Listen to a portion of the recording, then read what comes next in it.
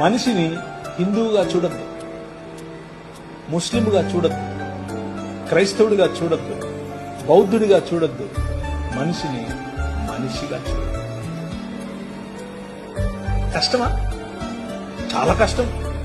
చాలా ఈజీగా, చాలా కష్టం. మతం తట్టుకోలేదు, బట్టలు చింపేసుకుంటది. నిజంగానే అంటే ప్రభువైన యేసుక్రీస్తును చంపింది ఎవరు అంటే మతమే కాదా?